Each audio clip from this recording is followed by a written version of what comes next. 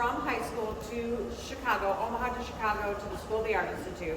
I went in as a painter, my first pottery class, and fell in love, okay? So I'm gonna show you my first pots. Now mind you, I was at one of the most prestigious art schools in the nation. I was older than you guys because I was in college. This is what I look like, just to give you some perspective. This is what I looked like. Now, what I have to tell you about these pots is, not only were these my first pots, but back in the day, this is what I had to do. Made the pots, took the pots back to my dorm room. I set up a little backdrop, like black cloth.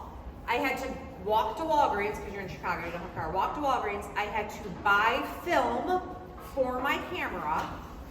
I had to go back and take these pictures with my little homemade setup.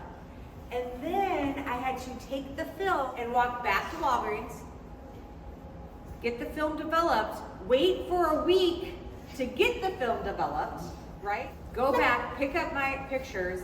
I wanted to send them to my mom in Omaha so she could see them. So does anybody want to take a guess of how I had to send them to my mom?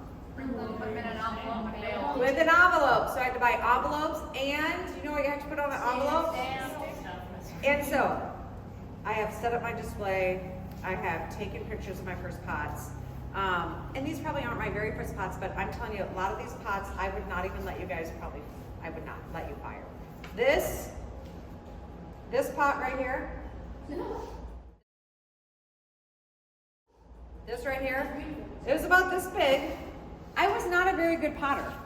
Nobody's a very good potter when they first start, but what I noticed, I'll let you in on my trick. What I noticed in the college studio is that if people threw big, other potters were like, oh yeah, that's cool, good job, look how big you're throwing. So since I couldn't really throw very well, I decided I was just gonna throw big, and then nobody will notice. Are you guys ready for this one? Nobody will notice. Nobody will notice that I don't know how to throw. They'll just see that I'm throwing big. Okay?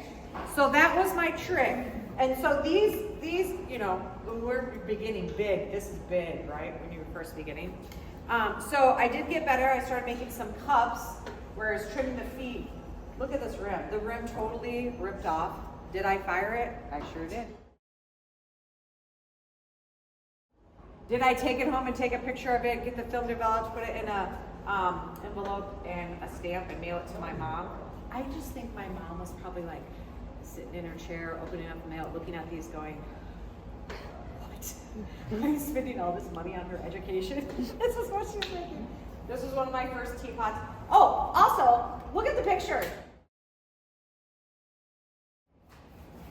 Like, look at how horrible the picture is. It's not even centered. The flash was on. This isn't even in focus, because back then you just had a camera, you take the shot, and you hope that something would come out. So eventually there's a few more of those really, really poor ones. One of my first bowls. This starting to get better. And then I start doing, I would spend probably 18 hours a day in the studio, 18 hours or more. Our studios were open 24 hours a day. So I did start getting better. One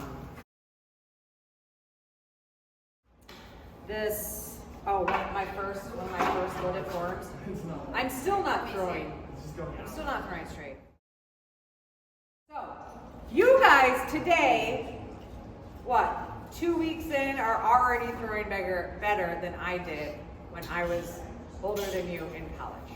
So keep it up, keep working. And an art student. That's it. Those are my first thoughts.